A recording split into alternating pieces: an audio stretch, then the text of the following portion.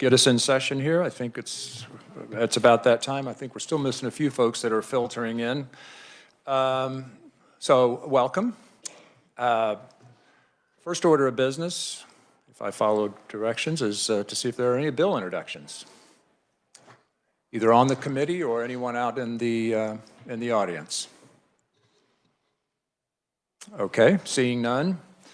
You'll find those on the committee, you'll find a summary again of CORA and COMA that Revisor Self has provided, and you're probably thinking you're getting beat to death with this year. I know every committee talks about it, but it is very important information. So please, if you have any questions about it, ask, but we want to err on the side of being very, very safe on this stuff because there are repercussions. I mean, basically the people of Kansas, you know,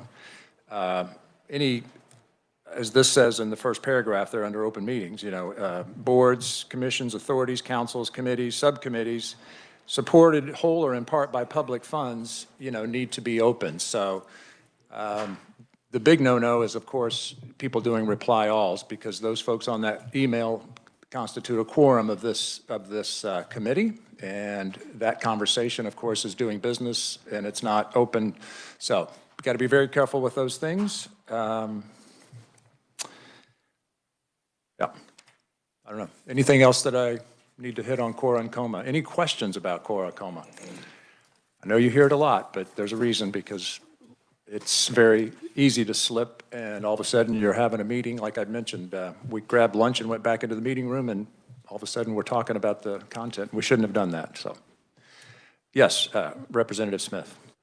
Thank you, Mr. Chairman. I'll ask this question since we have Mr. Self here in the room to answer.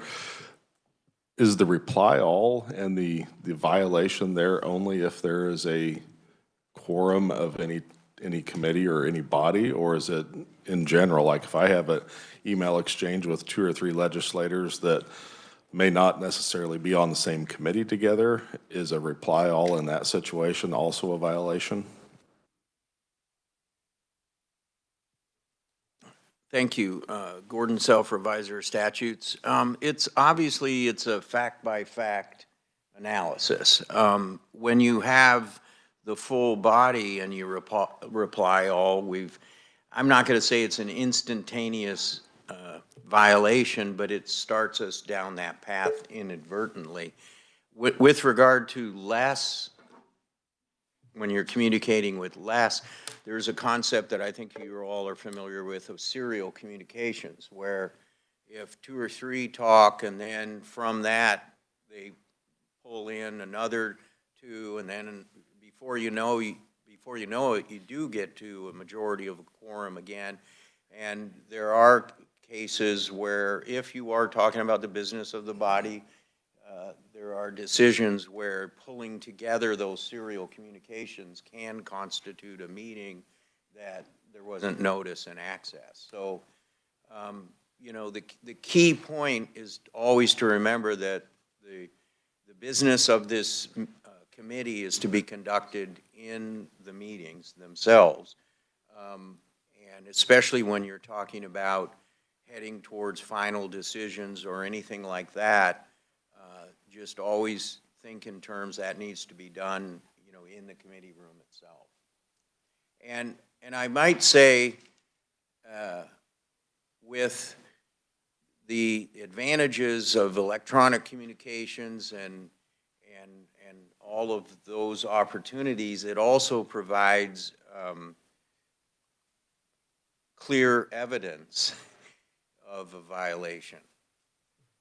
Versus, you know, situations that don't have that written evidence. When, you know, things you do when you're communicating electronically, those things are recorded, and inadvertent, you know, violations are now, there's evidentiary documentation that a violation was. So that's why we're extra careful with these communications, because it's so easy just press a button and you don't even realize the potential consequences.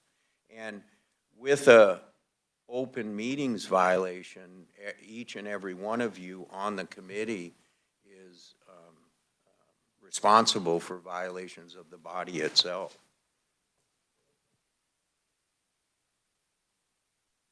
All right. Representative Simmons has a question. Thank you. I have a quick follow-up question to that, Mr. Self. On the serial communications, can you elaborate a little bit? That sounds a bit like, for example, I would not be allowed to call up Representative McDonald and Representative Neighbor and say, what did you think about this bill introduction? Can you please clarify? Certainly. You can make that call. The risk, if you have, let's say, your arms around who you're communicating with, and that is limited to, in terms of numbers of who's being communicated to, you won't have a violation. Where it sometimes can, let's say, inadvertently spin out of control if the people you talk to about the business of the body, about a conclusion or an amendment, or whether you're for it or against it, if they then connect, there is the potential for that. For example, the initial thought of serial communication is communicating with the entire committee versus communicating with each member of the committee individually. The trier of fact is going to look at all of your communications and add them up. Where it does get a little more difficult is when you communicate with Representative McDonald and then she communicates with someone else. There are potential consequences there, but keep in mind the manner of the communication and the subject matter of the communication are critical too. You all can talk about certain things and not have a violation, like what's on the agenda, and we ought to try to get this on the agenda. What we're really talking about is when you're getting to the final conclusions of the body. So for example, you can talk about information that you received today when it's informational in nature and it's not heading towards a final result or decision, versus this amendment is offered, I agree with this amendment, I disagree, I'm going to vote for it. Those are the kinds of things that would need to be conducted in front of the body.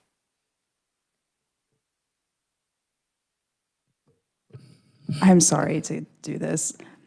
I hope I'm not only asking for myself here. I hope others are also looking for some clarity. I just want to be very clear. For example, as the ranking minority on this committee, according to COMA, I would be prohibited from, for example, calling Representative McDonald to say, how do you intend to vote on this bill? If all you do is contact Representative McDonald and talk about that, there would not be a violation, because of the sheer numbers would not constitute a majority of the committee. And just for fun, while we're talking here, the members of the minority party on a committee, if they all got together and discussed the business of the body, it would not constitute a majority of the body, so that would be permitted, so to speak, whereas the members of the majority party, if they got together and talked about it, there would be a question as to whether we had a meeting, and thus notice and access would need to be given. Okay, I think that might be helpful clarification to share with perhaps legislative leadership. Thank you so much. Thank you, Mr. Self. Okay, anything, quickly, I'd like to get to the content, but yes, go ahead. Sorry. Representative McDonald. Thank you, Mr. Chair. Can you talk a little bit about when we have a caucus meeting? Like, I know the Democrats' caucus meetings are open to the public, but I don't think that's true often of the Republican counterparts. How does that work? Certainly. First of all, COMA provides in the law itself that the legislature, the House, or the Senate can accept from provisions of COMA by rule. So The law itself allows for that. There is a specific rule that says, in the House rules, it says the House Majority Leader or the House Minority Leader can close a caucus meeting without following the formalities that would be required under COMA. It's simply an announcement. So that can be done at a caucus level. Okay. We're good there? Good conversation and good clarification. Thank you, Reviser Self. So as for today's content, we better get moving into it so we can get finished up and get out of here. So, you know, this committee, as we discussed in the first meeting, is somewhat of an inward-looking committee of our own processes and the things that we use to do the work that we need to get done here, with an intent of making things more efficient, effective, and transparent with our constituents and the general public that wants to have access or view records. So one of the things that's come up a couple of times was the fiscal notes that accompany, I mean, all of us, well, most of us, yeah, we've all been here for a while, so we know what fiscal notes are. You know, they appear after each bill. Maybe you don't know where they come from, but that's what I hope we're going to learn today. And there were, as I got questions about this, I looked and found that there was a legislative post-audit done. Actually, there's been two in fairly recent history. So the first speaker, I wanted to come and kind of review that, just to give everybody an understanding of kind of what they saw. And then I asked the Office of Budget to come and talk to us a little bit about some of that, as well as, you know, kind of forward-looking how we might improve the process. So any questions? Without that, we'll ask first Legislative Post-Audit to come up and introduce yourself. Thank you.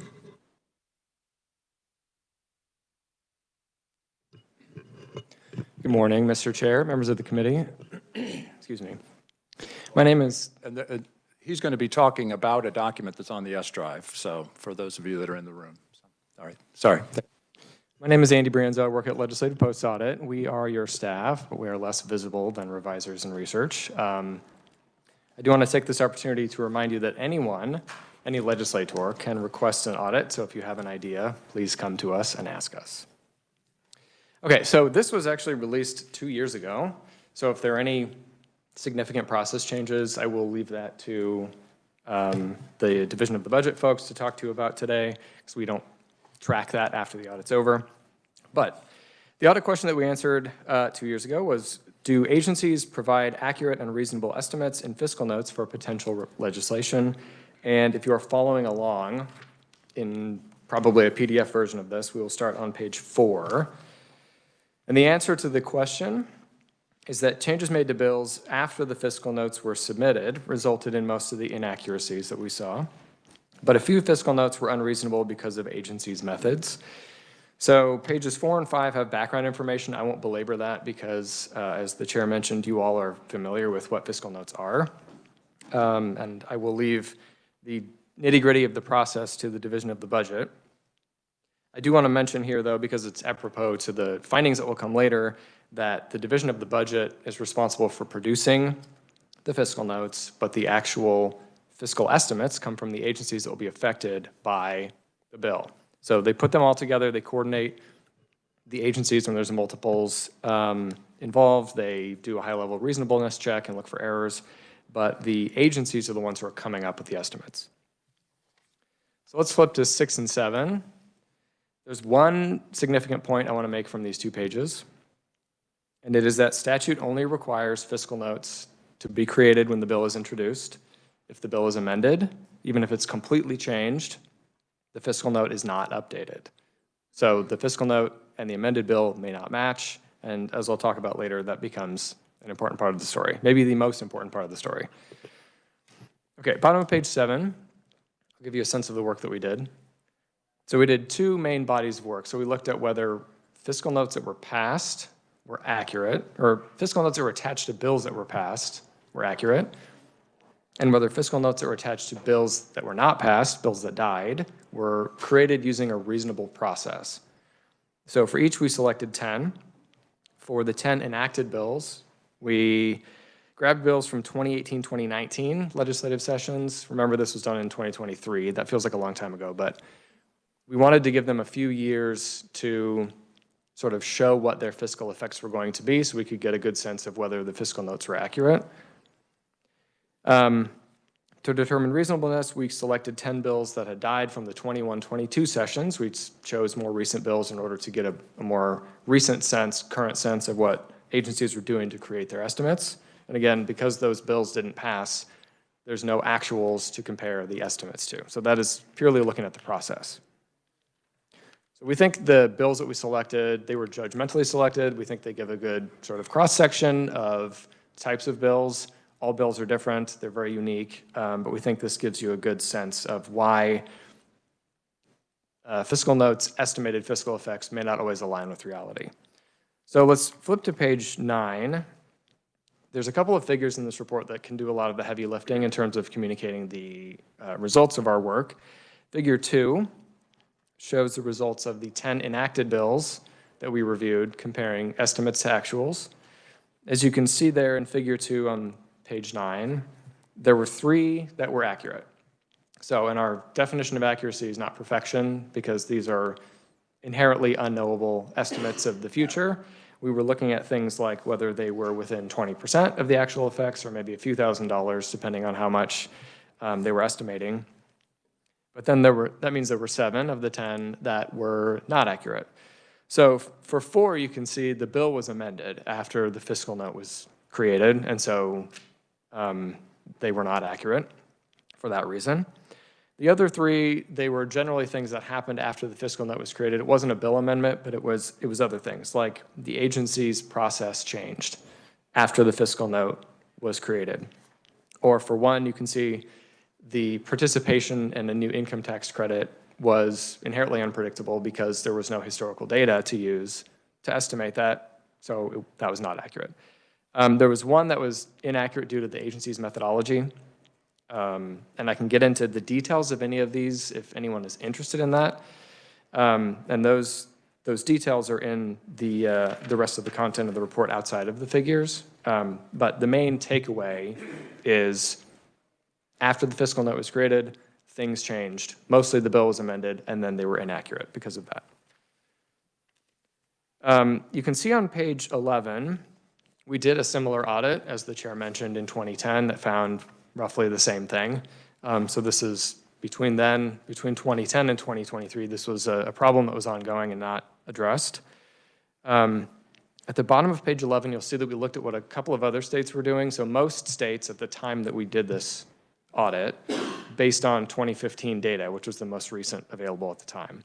Most states do update their fiscal notes in response to bill amendments. We talked to a couple, Nebraska and North Dakota, to get a sense of how they do that. They build in things that reduce the number that they will have to do. So for instance, they only will update the fiscal note when an amendment is passed to the next stage of debate, which reduces the number that they will have to create, things like that. We can get into the details more if anyone is interested, but it is doable. If you go to page 12 and 13, I will move to the next sort of main body of work that we did. And this is summarized in figure 3. So for this, again, these are bills that didn't pass, and so there was no actuals to compare to the estimates, so we were looking purely at the process. So we used best practices for creating fiscal estimates that are put out by the U.S. Government Accountability Office. And based on that, at the bottom of page 13 in figure 3, you'll see that of the 10 bills that we reviewed, 7 were created using reasonable methods, reasonable processes. We felt good about those fiscal notes. There were 3 at the bottom that had sort of one-off issues that we don't think suggest that there's a systemic problem with how these are being created. For 2, you'll see that the agency used unvalidated data or baked in what we thought were inappropriate assumptions.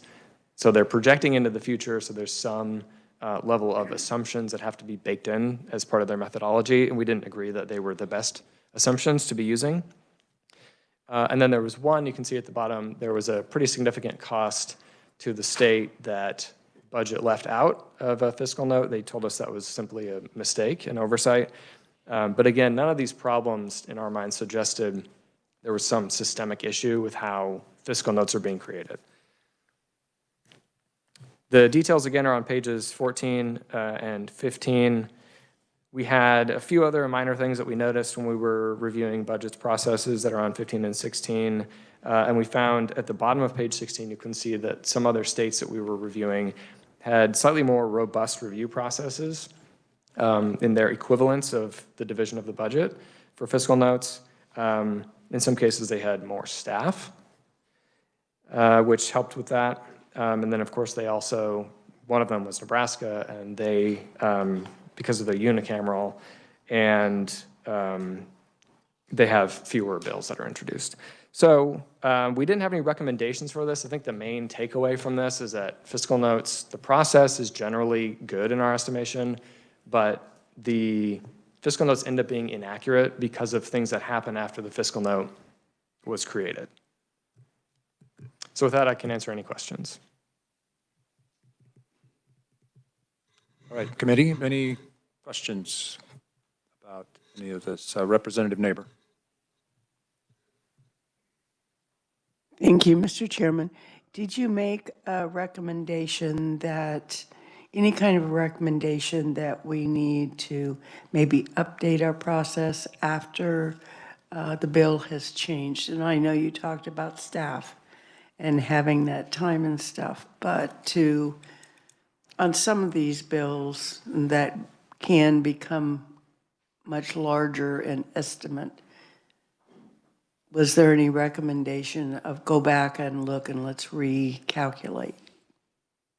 We did not make a formal recommendation. You can see in the conclusion section of this report and sort of peppered throughout,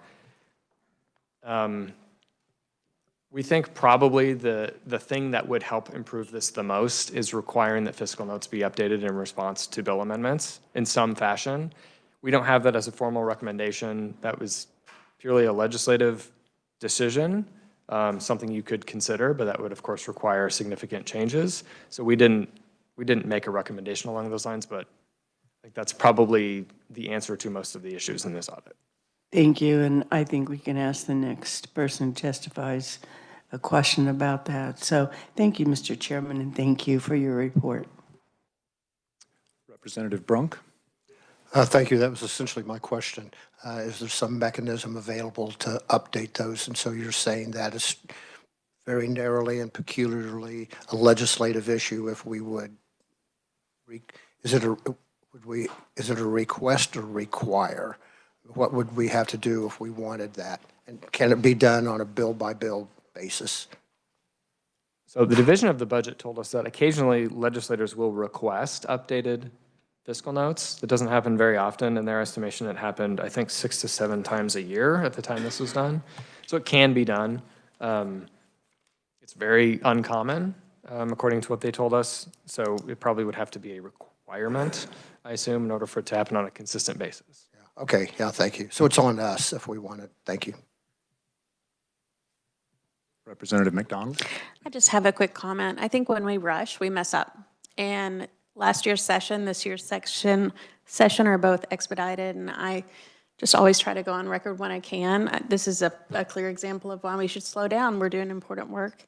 It's people's money, and we need to be careful with it.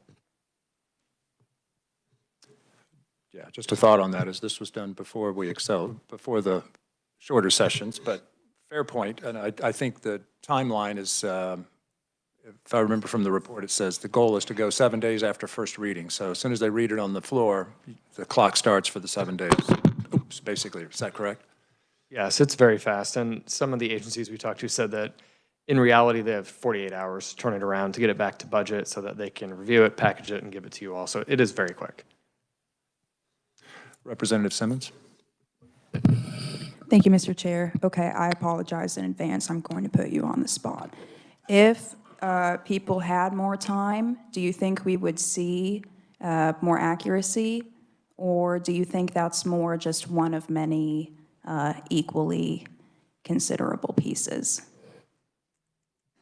I hate to speculate too much. I would say that the the processes that we saw that agencies are using to come up with the estimates are, of the 10 that we looked at, 7 were good. The others were one-off issues that we don't think were systemic.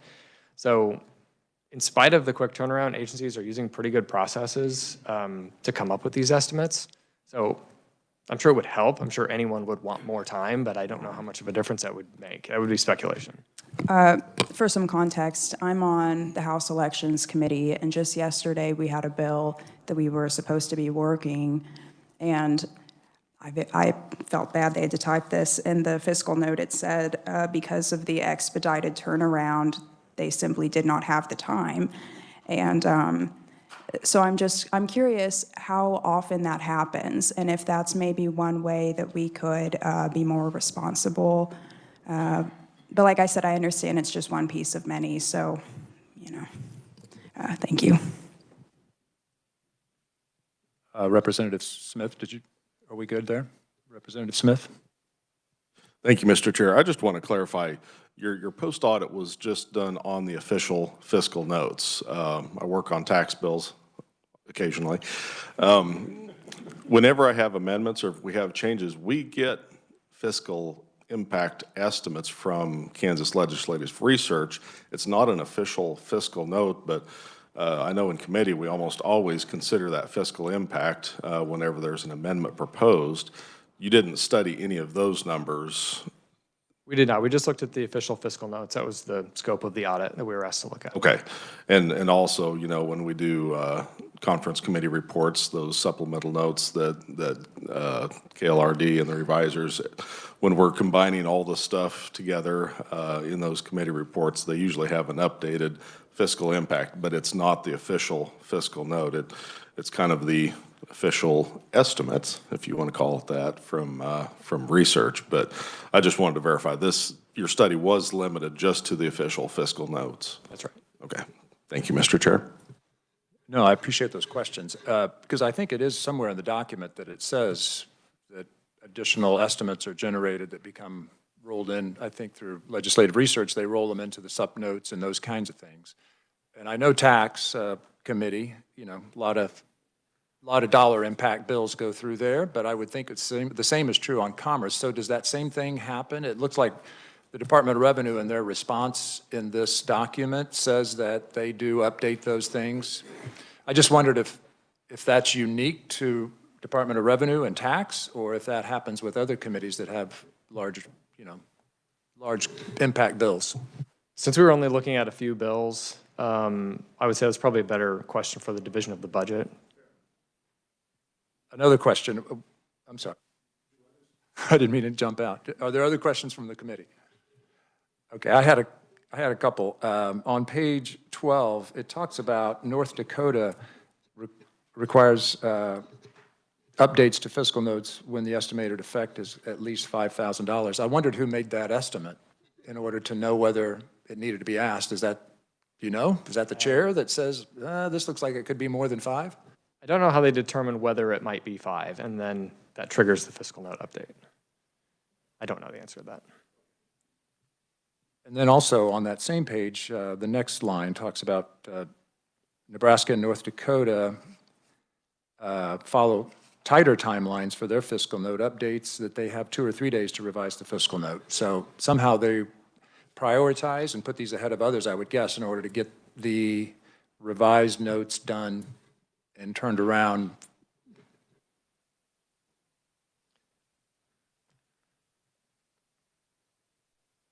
I would imagine so, but I don't. I just didn't know if you had any more insight of. We talked to the other state officials very briefly.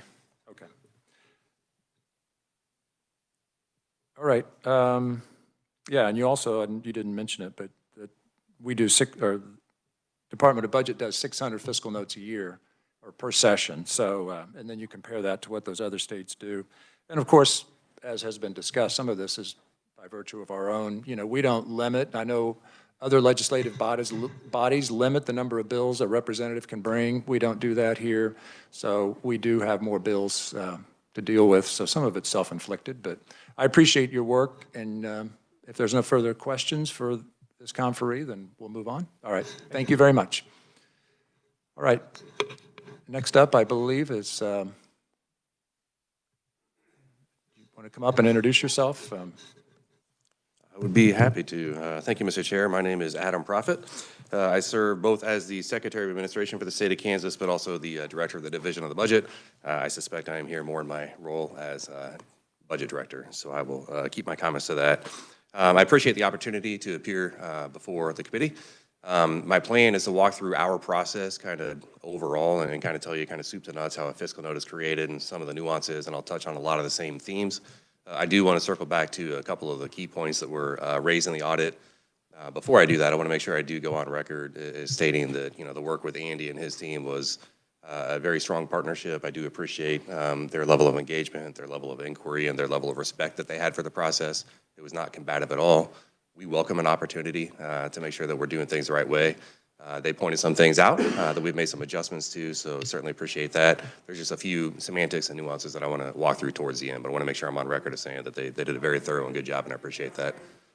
Yes, and thanks for those comments. And I also wanted to say, your appearance here isn't meant to be combative and to kind of beat you with the results of this report. It's more just educational to kind of understand the process so the committee can identify whether there are some things that we could do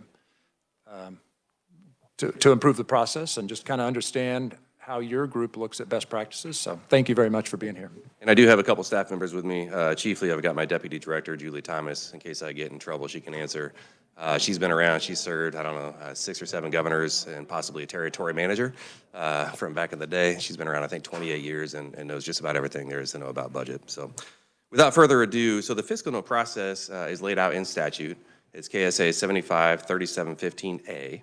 And it identifies exactly what should have a fiscal note and what should not have a fiscal note, and it outlines some of the timelines. So I'm going to kind of walk through that. In terms of things that we do not provide fiscal notes for, constitutional amendments. I get questions on that every session. Can you give me a fiscal note on this? The answer is no. We don't get into that. That actually doesn't run through the executive branch. We don't get into that. We also don't do fiscal notes for any concurrent resolutions, so a House resolution, Senate resolution, anything like that. That is not identified in the statute, so a division of the budget does not play a role in that. Let me be abundantly clear that as budget director, I am willing to sit down with any legislator at any time on any topic and have a conversation, but we don't issue any fiscal notes for those. In terms of timing, again, laid out in statute, as was mentioned, we have 7 days from the bill being read in. In reality, that's 6 days, because the bill gets read in on day 1, and then we get notified on day 2. We have staff that comes in early and reviews all the notes that were read, the bills that were read in, and we assign those out. We work with the agencies, so what we do is we give the agencies 4 of those days to do their research and get that back to us. And then my team then has 2 days to finalize that, collate the information, second read, go through our checks and balances, and then produce the fiscal note.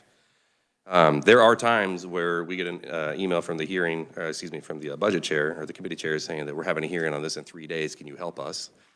So we do our level best to get that information, and I'll talk a little bit more about that in just a little bit, but the statute does lay out a 7-day time frame, and those are calendar days.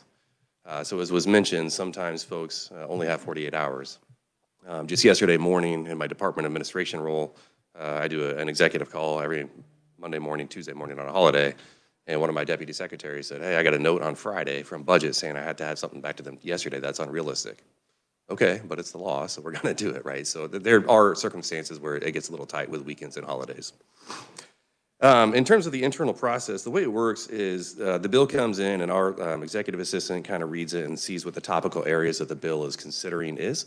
And then we have 10 Division of Budget analysts. They're each assigned a function of government and a portfolio of agencies that they're responsible for. So she sends it to the lead agency analyst for that area, and it's their responsibility to drive that to completion. What that analyst does is reach out to all the impacted agencies that they think might be impacted by this legislation. So some pieces of legislation are just Department of Revenue, as Representative Smith mentioned. Some will touch a multitude of agencies. So we reach out to as many as we think might have a fiscal impact or might have an interested voice in the matter. We also, by statute, reach out to the League of Kansas Municipalities and the Association of Counties, because it does talk about any impact to the locals. We also reach out to the Kansas Association of School Boards. I will freely admit there was a finding in the audit that said we weren't doing that. We weren't. We were working through Department of Education. We've corrected that, and now we're going through the Association of School Boards. One of the things that we make sure that we are crystal clear with agencies on is that this is not an opportunity to provide opinions on legislation. It is an opportunity to provide facts. Same goes for my staff. I tell them that you are not only allowed to have an opinion, you're encouraged to have an opinion on any piece of legislation that crosses this building, but it needs to stay at home. Everything needs to be completely objective and completely focused on what the fiscal impact might be. We are not inserting opinions into fiscal notes. It's critical that we remain completely objective. We have a fiscal note template that I believe, pardon me, has been passed around to each of you. Thank you for legislative research doing that. It looks like this. It's two-sided. This template is on our website. We issue an update to all the fiscal contacts across the agencies every year saying, please use the updated template. We do require them to send this back to us. It's important they use this because we identify if there's an impact on SGF dollars or fee funds or federal dollars or anything else. We look at the current year, so in this instance, fiscal 26, also the budget year, fiscal 27, and also the out years, if there might be any long-term fiscal considerations. And then some of the other impacts that they might want to note in the bill, the template. So once they do that, they send that back to my team. The assigned analyst then starts reviewing that and pulling all those together. So if they get 4 responses from 4 agencies, they start reading it and getting it into a format that makes sense and is really cohesive. It's also their opportunity to kind of review it for their gut check for accuracy. We do rely on agencies to be experts in their fields. You know, Department of Agriculture, for example, they're going to have engineers and folks that are experts in the agricultural field. We're experts in terms of what their budget looks like. We're familiar with it, and we can kind of sniff some things out, but we need them to be the experts and drive that. We do a gut check, we do a reasonableness check, and we see if there's anything that sticks out to us. At that point, we begin our writing process, and we do have a very stringent writing process for fiscal notes, and the goal really is for myself and then also for the committee to not be able to see which analyst wrote it. We want to be as consistent as possible. So we talk about we give a synopsis of what the bill is, we talk about what the fiscal impact might be, and we also make sure we talk about whether or not that's included in the governor's budget report. So if there's a piece of legislation she is supporting that might already be included in the governor's budget report, therefore there's no additional fiscal impact. So that's an important piece of information. We also try to make sure that we use consistent grammar and again, try to stay as objective as possible. In terms of internal review, we do have an internal review process, as I mentioned. The assigned analyst, as I said, is responsible for writing the final fiscal note, but it then goes to a second reader for them to get another set of eyeballs on that, again, to make sure that the form and the grammar and everything is consistent, but also to see if there's anything that the first person missed. As they read through the bill, say, hey, you might have missed this one little provision, or maybe you misread that word, or the agency misread that word, so we're getting 2 sets of eyes on that. If there is a disagreement with an agency, I ask my team to pick up the phone and call the agency and say, hey, I noticed you wrote that's going to increase FTEs by 10. Walk me through that. It feels like a very simple task. Why do you need 10 additional FTEs? And they have a conversation back and forth. One thing that was appropriately identified in the audit is at times there's not an electronic record of that, so you might miss a historical context of what the conversation was. So we're trying to follow that up with an email and put that into a folder, but we do have those conversations. And on rare occasions, but it's happened, we will have just a complete disagreement with an agency on what the cost might be. And if we're going to do that, we do reserve the right to alter their impact or their information and state that in the fiscal note. The division of the budget disagrees what Department X said. We think it's going to be closer to this. As a professional courtesy, I like to reach out to the agency head and say, hey, just a heads up. Our staff's had a disagreement. I'm going to write this in the fiscal note. Want you to be prepared for that in case you had to defend that. So we do try to make sure the agencies are aware so they're not caught flat-footed on those. In terms of metrics, this has been mentioned, but I'll mention it again. It bears repeating. There are hundreds of fiscal notes that are issued every year. And if you think about the legislative calendar, whether or not it's condensed, you know, turnaround day is a real thing, and there's drop dead day. Let me read some metrics here. In 2023, there were 800 bills that were introduced. We had to write a fiscal note on all 800 bills. I have 10 staff, and so do the math on how many, that's 80 bills per person on average. Now, some might have 90 or 100, some might have 60, but that's a lot of fiscal notes for the staff to get to. Of those 800, 464 had a hearing, so we had to make sure that we met the hearing date on top of the 7-day turnaround date. Of those 464, we met all 464 hearing dates. So we had a fiscal note in front of the committee for the hearing on 464 of those occasions. We pride ourselves in making sure we get there. And I'm going to circle back to what some of those fiscal notes might look back like. 2024, there were 607. Last year, there were 707 bills. In 2026 session to date, there's been 114 bills that have been introduced, and we are on day 6 of full days of legislative session, so we're kind of off and running. But what we see is the first year of the biennium, there's a larger number of bills introduced, right, because they carry over to the second year, so you might not see as many introduced, but there's still 400 or 500 each year at a minimum. We have had to issue a couple of corrected fiscal notes. So in 2023, when we had 800 fiscal notes, we issued 4 corrected fiscal notes, and I'll talk about that in a second, but that's 0.5% of the total. 2025, we had 2 fiscal notes that we had to correct, which was 0.3%, and we missed 1 hearing deadline. So in terms of the types of fiscal notes, as we describe them internally, so there's just your run-of-the-mill fiscal note. That's everything I just described. Bill is introduced, it comes to us, we write a fiscal note, present it back to the committee chair. That's just a regular fiscal note, right? Then there's a revised fiscal note. And a revised fiscal note, that does get republished. And that is generally, once we've already published the original fiscal note, if we receive new information that might alter the fiscal note, we will revise that fiscal note with the new information. And a lot of times that will happen in an instance where the agency either didn't get it to us within the 7-day time frame, or as mentioned, if there was a hearing on maybe day 3, we had to issue a boilerplate fiscal note that says, we received it, we don't have the information yet, we'll follow this back up with a revised. We will then issue a revised fiscal note to that committee chair to make sure they have that information. That's a revised fiscal note. A corrected fiscal note, by contrast, is one where something got messed up in the original fiscal note.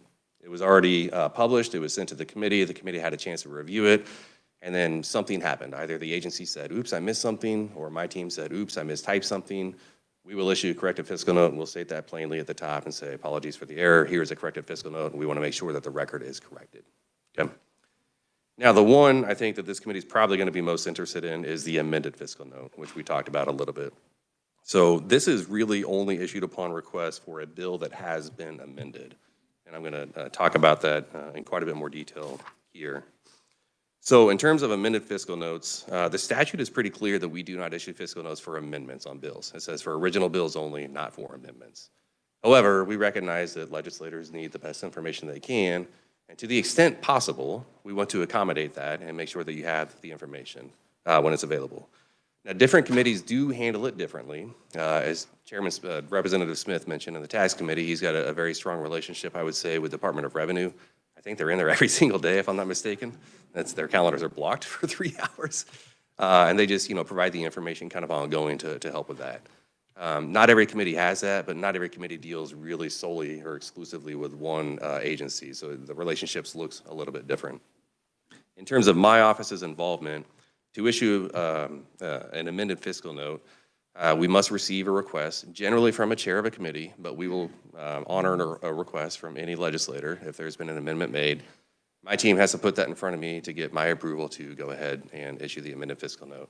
I just want to make sure that I'm balancing the workload and that it's a material enough amendment that it requires an additional fiscal note.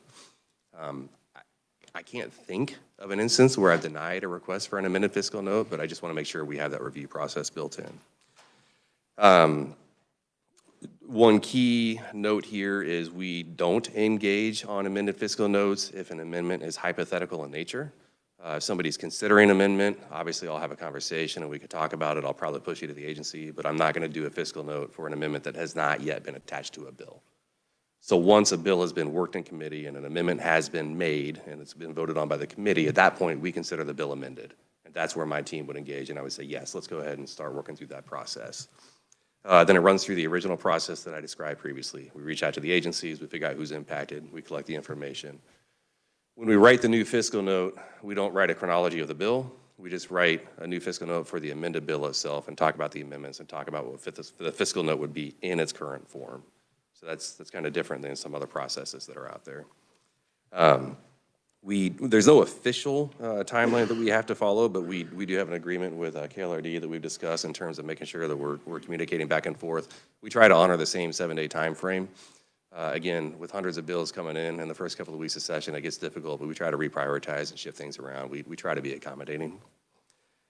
And then this is key as well. When the new fiscal note is issued, generally speaking, it does not go to the entire committee. I will address it to the requesting legislator. Again, generally speaking, it's a chair. It doesn't have to be if any member of this committee wants to request an amended fiscal note. I would just write a letter to you saying, Representative Barrett, pursuant to your request, and say, KSA 75-3715, here's an amended fiscal note for House Bill X. And that's how that would work, and you could share that information with other committee members, should you choose. One thing I want to touch on, this will be full circle in just a moment. Because we don't issue fiscal notes for amended bills as standard operating procedure, I say that once a bill is amended, there ceases to exist any relationship between this bill and the original fiscal note, right? The bill has been amended. The fiscal note was written for something different. It has not been updated. Therefore, there is no longer any relationship between that bill and that fiscal note. Something as small as one word can change entirely by hundreds of millions of dollars. Think about refundable versus non-refundable on a tax bill. That can be hundreds of millions of dollars, even though it's one word. So the original fiscal note was tied to this piece of legislation. It is no longer that piece of legislation. Therefore, this fiscal note should be ignored in its entirety. That's a critical piece to think about when you're looking through those things. Think about how many bills have a gut and go throughout session, right? You might have an education bill that then becomes a tax bill at a later point in time. The fiscal note is on the education bill. It's not on the tax bill.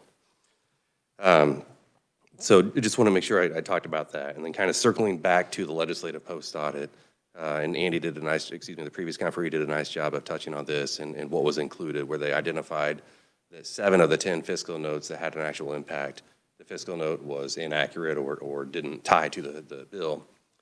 As he mentioned, 4 of those instances had substantial amendments to the bill.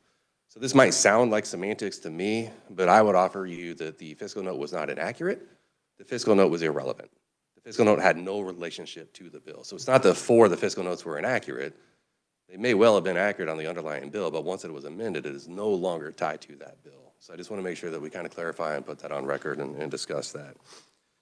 And again, just kind of rounding out my comments, Mr. Chair, you know, my staff, we pride ourselves on hitting the deadlines. We pride ourselves on doing things the right way. Very clearly, I am appointed by and serve at the pleasure of the governor. So by definition, I'm a political appointee. Balance my staff is not. Most of them have been there between 5 and, like I mentioned, 28 years. They are career staff, they're professional staff, they're nonpartisan staff. They've served many governors and many legislative bodies, and they just want to follow the law.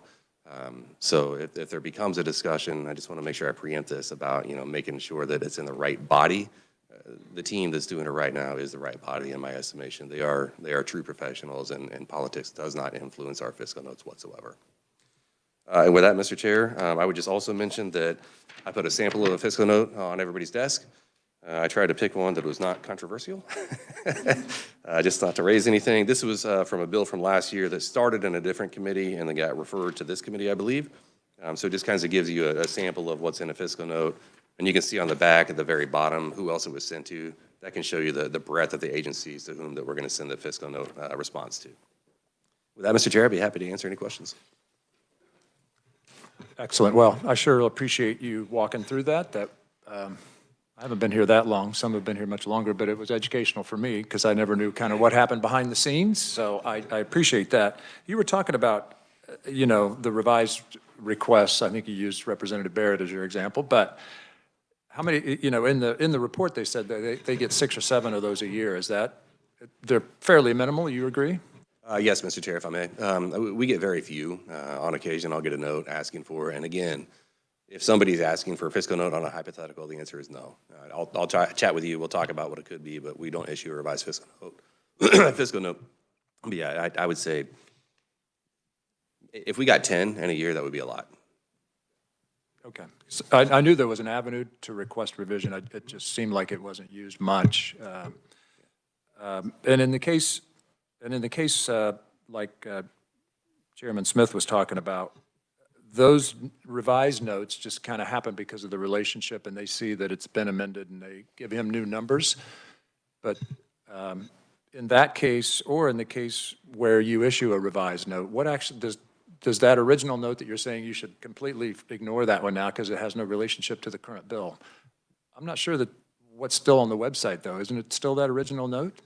Yes, sir, Mr. Chair, it is the original fiscal note that is on there. I do not believe that the amended fiscal note does get published alongside of it.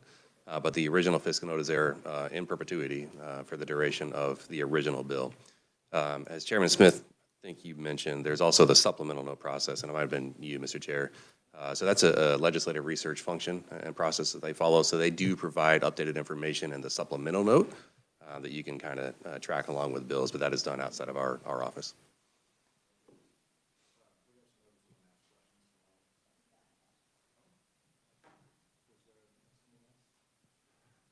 I got a couple of.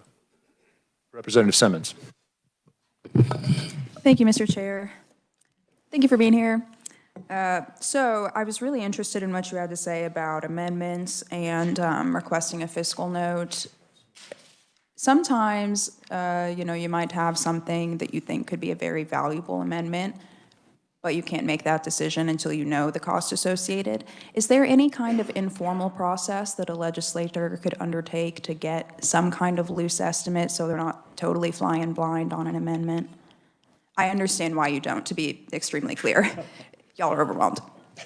Mr. Chair, if I may, thank you for the question. Short answer is yes. As I mentioned, my personal philosophy is I'm willing to sit with any legislator, any party, any topic, and discuss what might be on your mind. It will fall short of an official amended fiscal note. I'll work with the impacted agencies to determine what they have available. The timing will be the real question. How much time do they have to devote to this? But yeah, you can always reach out to me. You can reach out to an agency head. You can reach out to fiscal staff. I think everybody is truly interested in the same thing, and it's just having the best information possible. Representative Smith. Thank you, Mr. Chair. Mr. Prophet, thank you very much, and I want to commend your staff and everybody that puts those together. In tax committee, there's obviously some bills that are pretty complex and they have a lot of moving parts. And the fiscal notes, I'm not sure if this is mandated policy or if it's just what they do on tradition, but if there are ever assumptions that are made, it's very clear and transparent. This is how we came up to these numbers. These are the assumptions that we've made. There have been a few occasions in tax committee where some conferees have got up and disputed that fiscal note, but having those assumptions there in that fiscal note allowed them to say, hey, you have these numbers down for your assumptions on the number of people it impacts. I'm thinking of, we had a veterans bill in the last couple of years that they said, well, according to our records from the Veterans Organization, we only have X amount of members that would qualify. So having that transparency and explaining how those calculations were made on the fiscal note is very, very handy, and just wanted to say I really appreciate that. Thank you. And if I can respond, Mr. Chair, first of all, thank you. I appreciate hearing that. That's good information. We do try to, and it was in my notes and I skipped over it. As I mentioned, we are wholly objective and we try to be factually based. There are instances where we have to make assumptions. The previous conferee talked about the assumptions. We do try to outline those assumptions. If there's ever a challenge, we're open to it. If there's better information, please let us know. We want to get pointed in the right direction as well. And yeah, there are going to be disagreements on assumptions that are built in there. So. Yes, and I had a bill that they quantify. I believed that there would be savings that would offset some of the costs, but of course it's hard to quantify, behavioral changes that you think will generate savings on the other side. So unfortunately, people just see what's on that page, and it's up to the bringer of the bill to defend it. So were there other, Representative Howerton? Thank you. Just along the lines, same lines as Representative Smith, is there an official process to challenge a fiscal note if we don't agree with it? What would be the steps to do that? Sorry, let me start there. I guess the first place to challenge is in committee if you have a disagreement. I mean, obviously the committee process is the place to have that open dialogue and debate. If you ever have questions about the contents of a fiscal note, I've taken phone calls from dozens of legislators over the years saying, hey, how did you come up with this? This is way off what I was thinking, and happy to walk through those assumptions. Candidly, we're probably going to have to pull in the agency on a lot of those. Again, they're the subject matter experts, but we do try to challenge and push back when we see it's not going to be 100% accurate or correct. If there's new information, please call me or my office. My number should be on the top, and we can walk through that. We might not agree at the end of the day, but I'm happy to have the conversation. I appreciate that. And I don't have anything specifically in mind, but just going through the process and listening to all the questions of the last 4 years, I was wondering if there was like a form we had to fill out or anything. Just give you a call. Okay. Thank you.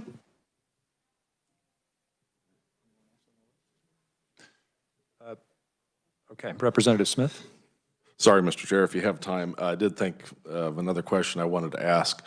A lot of times in the tax committee, and I apologize that I keep going back to that, but we will have bills that have very little to no effect or impact on state revenues. However, they do significantly impact local governments, schools, cities, and counties. And there's always a little disclaimer in there that, you know, Kansas Association of Counties or the League of Municipalities say that this would reduce tax base or it would increase property taxes in some form or fashion. How can we be more accurate? Either, I'm not sure if that's research at Department of Revenue or working with the counties, because there's some of these counties that I would like to see an accurate estimate, if I can say that, on what the impact is. Sometimes it's hundreds of millions of dollars impact on local governments, but we never see that because we only look at the SGF, the highway fund, I mean our state impact. So how can we change that process to actually maybe get some data and some numbers on what the true impact, understanding it is just an estimate. How can we get that total impact to the state? Mr. Chair, if I may. Thank you for the question. I believe, just reading the statute, that is the intent of requiring Division of the Budget to reach out to the League of Municipalities and Association of Counties to ensure that we get their input. I want to make sure I'm saying this the right way. I don't mean to make disparaging remarks about any entity. We do often see the same thing, that this will increase or decrease revenues by unknown amounts, right? And that's hard to quantify. That's hard for us to do anything with. But similar to how the agencies are the experts in their fields, I don't know what the impact might be in Cherokee County. I need Cherokee County, to using them as an example, to reach out to their league and to get that to us. So I do want to give them a little grace here because it is difficult to reach out to 105 counties or the hundreds of various classes of cities that we have out there. But more time is generally the answer. I know we don't always have more time. The statute's pretty limited on what we can do here, but I think it's just reaching out to the league or the association and saying, hey, can I get a little bit more specific information from County X or County Y, or maybe survey the top 5 counties and the bottom 5 counties might be a conversation you could consider. And we say that a lot too, and I honestly don't like having my name on those, but there's only so much we can do. Well, and that's what I wondered, because a lot of times when they submit their testimony on the bill, they've got some actual numbers. I didn't know if it was a situation where putting their data into the official fiscal note, where we can't really verify whether it's accurate or not, if that causes a problem. If it's a significant bill, typically they've done a little bit of background work and run some numbers, and they'll provide that in their testimony. It's just not part of the official fiscal note. Yeah, if I may, Mr. Chair, one thing I'll commit to you, Mr. Chair, Representative Smith, sorry, wrong committee. I'll have a conversation with my team and see if we can have a different dialogue with the association, with the league specifically, and maybe ask them if there were any counties that provided some estimates, if we could say something along the lines of, for illustrative purposes only, a sampling of counties represented X, Y, or Z. I don't know if that's possible, but that's a conversation that I'll commit to having to see if there's something that we can improve upon there. Okay, I would appreciate it. Thank you. I do have a few questions, but I believe Shirley wants to speak. So can we have her and then reserve the right to call you back up? It's your committee, sir. All right. No, hang around. Hang around. Don't leave. Thank you.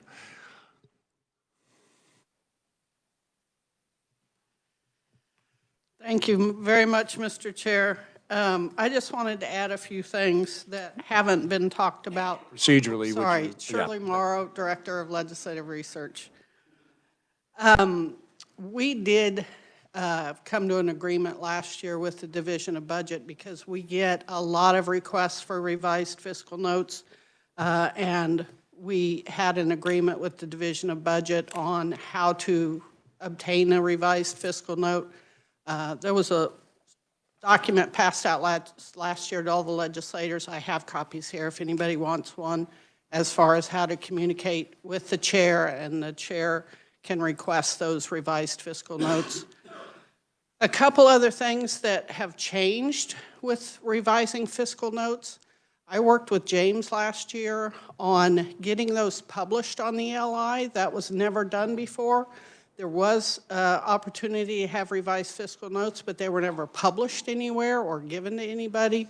We now can post those on the legislative website on the same line item with the bill that is revised. So the original fiscal note will stay there, and then it will show a revised fiscal note in the line with the bill that's been revised. So that's a difference. And I was trying to remember, and James might correct me, I think we had maybe 4 fiscal notes last year that were published, revised fiscal notes, but I don't exactly remember, but there were a few.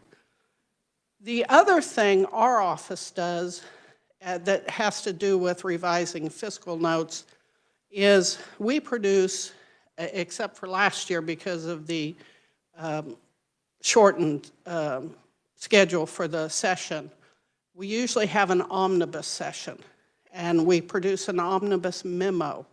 And the main reason there's an omnibus memo is our staff will look at any bill that's in conference, any bill that's been passed out of the legislature to the governor, any bill that the governor has signed.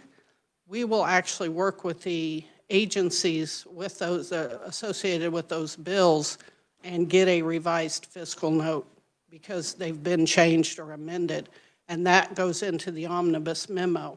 Now, like I said last year, we did not produce an omnibus memo because of the time, but we did work with agencies on those bills and communicate to House Appropriations and Senate Ways and Means what fiscal impact those bills would have to give them the decision toward the end of session when putting together the appropriations bill if they wanted to add any expenditures for those. So we still look at fiscal impacts of the bills as they come out, and if they have been revised, we work with the agencies on any changes to fiscal impacts. Can I ask you a question? Thank you. Absolutely. Thank you for that. Could you give me that list again? You said any bill that goes to the governor, and I missed all of those. Any bill that's in conference, because we believe by the end of session, if it's not in conference, it may not go anywhere. So any bill in conference, any bill that's passed out of the legislature, that's sitting on the governor's desk waiting for signature, and then any bill that's been signed.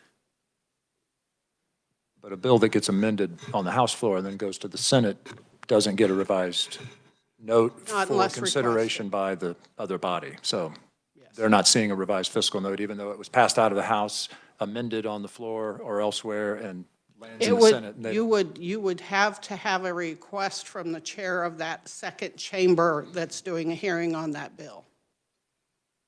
Okay.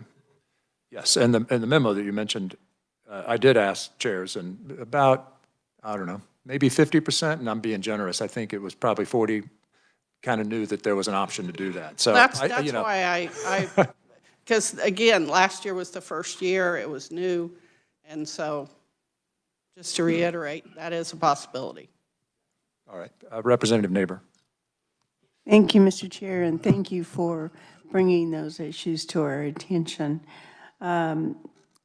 With our schedule changing to be much more compact, shortened, it's not really shortened, but compact, what effect has that had on on the department itself?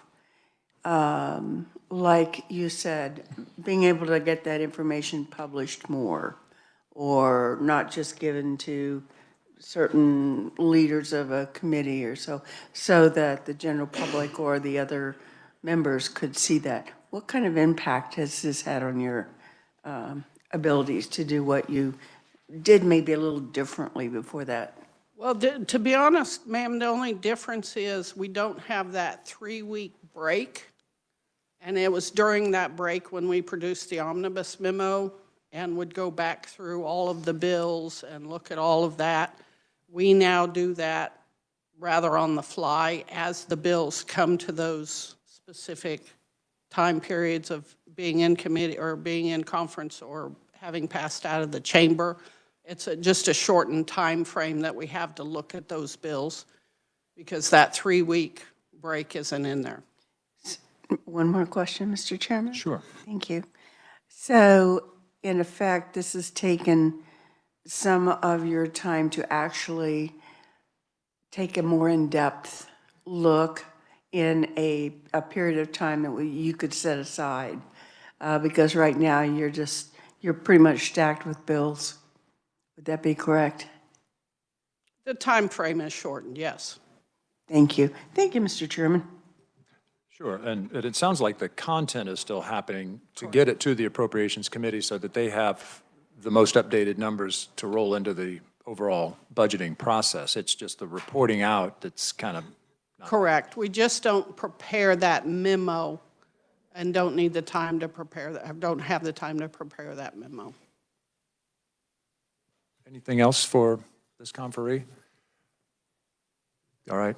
I'll ask my question to Mr. Prophet, but I just wonder, and it could go to you as well, but I just, you operate probably with peers at other companies through NCSL or whatever groups. I just wondered what your thoughts are, or how do you look for best practices in terms of providing information to the legislative body to make decisions on things? Yeah, thank you for the question, Mr. Chair. So NASBO, National Association of State Budget Officers, is our professional organization, and we are very engaged with them. Actually, I serve as a Midwest Regional Director right now on that organization, so our office is very involved with them, and we met a lot of good, solid folks around the state, different types of states. So we have these conversations regularly. In terms of actual research project or anything, so to speak. The most recent one I did would have been a couple of years ago, and I was focused on trying to create a policy team within Division of the Budget, similar to how KLRD is set up. They have the fiscal side and the research side. In budget, we just have the fiscal side, so I was trying to have a research side as well. I think by doing something like that and adding 4 or 5 staff, I know we don't want to talk about growing FTEs, but if we can add 4 or 5 staff, that really increases our horsepower. And if we can still assign with functions of government, now we have more in-house experts that can really liaise with the agencies and have those same national organization contacts as well. So something like that, having just a little bit more horsepower within the organization, I think could help. I would say that, some of the other entities that were identified, Nebraska and one of the Dakotas, North Dakota, as mentioned, Nebraska is unicameral, so there's a fewer number of items that come out of there. I would not recommend revising fiscal notes for every single amendment for every single bill. I don't think that's good practice. I think it's a waste of your time, quite honestly. To the extent that there's a bill that makes it out of committee and maybe is going to have an actual vote on GO or something to that effect, I think we could, maybe put a more stringent process around that. I don't know that it needs to be done statutorily. I think there are a lot of tools available to us administratively that we could commit to.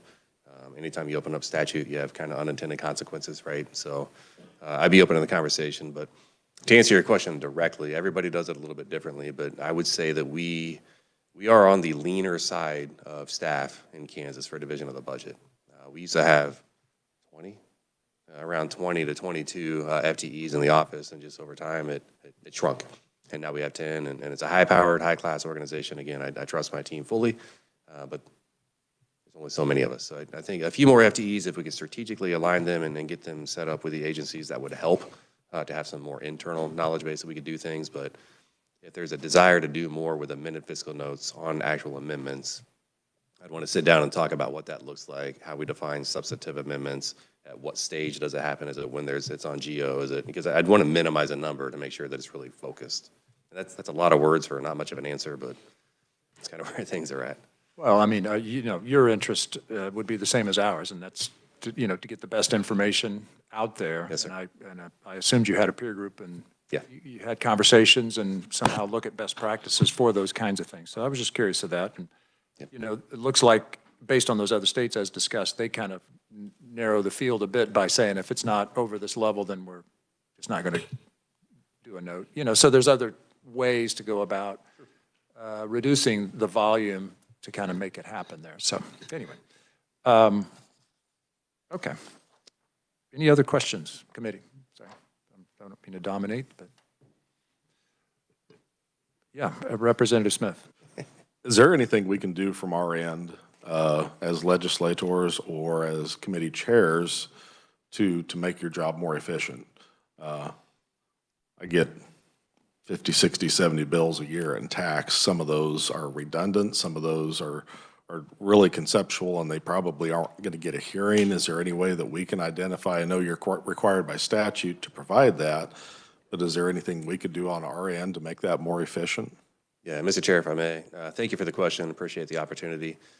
I'm going to answer for Julie here, but I think if I were to guess, I would think the thing that stresses my team out the most or creates the most amount of rearranging of schedules is when there's an expedited hearing, right? So if we are supposed to have 7 days, again, it's calendar day. It's calendar days. And that can really throw a monkey wrench in things if we say, hey, I'm having a hearing in 3 days. So I understand the need, and sometimes we have to get there. You know, things come up, and we're certainly willing to work with you. But if we can make that the exception and not the norm, that would help us tremendously. And then again, just having if we are going to go down the path of talking about amended fiscal notes, let's clearly identify what should be on there and what's going to have a chance. So, but the hearing schedules, I think, is the main thing. Would you agree? Yeah. Yes. Thank you. And you mentioned it being the exception rather than the norm. Isn't it the exception rather than the norm? I mean, these calls that you get hopefully are. I hate to even hazard a guess on a percentage, but it is not uncommon to get a note from a committee assistant saying this is scheduled for a hearing in 2 days. Can you please get us a fiscal note? And again, we recognize you guys are under a compressed time frame as well, so we'll do our best, but that does alter our process. All right, yeah, and I was thinking the same thing. Of all these bills, I mean, you know, you have to write a note on every one of them, but some of them just don't have much of a fiscal impact, so. We have a few fiscal notes that are longer than the actual bills. So. Representative Howerton. Just thank you, Mr. Chair. To go along those same lines, what about a priority list?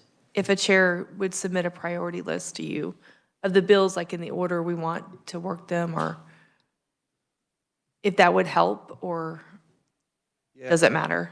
Mr. Chair, if I may, I appreciate the question and the option. I don't know, because we're still under the 7-day time frame, and on any given day, we'll get 30 or 35 bills that we have to just kind of sign out and start working. So to the extent that we can prioritize, that would be helpful. But, you know, we might get a list of priorities from one committee and then a different list from a different committee that's touching the same agency. So we'd have to work through. I'm open to the conversation. I just can't give a firm answer right now. Yeah, I appreciate the idea. I had it off. Representative Simmons. Thank you, Mr. Chair. This is so fascinating. Thank you again for being here, all the research. We all know we couldn't do this work without you. One thing I just want us to remember as the committee as we explore this, please, I think many people on the committee don't appreciate what it's like to be in the super minority. It is genuinely a profoundly novel occurrence for us to get a hearing. And so I have a lot of concerns about tying a fiscal note to priorities or hearings, because I believe our constituents deserve the same due diligence, regardless of our party, and I understand the work of all of that, but I would hate for good work, because it happened to come from the other side, to not be treated with the same seriousness. So I know there's not an easy solution, but I would request that we remember that. It's not an even playing field. Thank you. All right, many other questions, comments, thoughts? Going once, going twice, apparently. Thank you very much. That was very enlightening. I appreciate you coming. Thank you.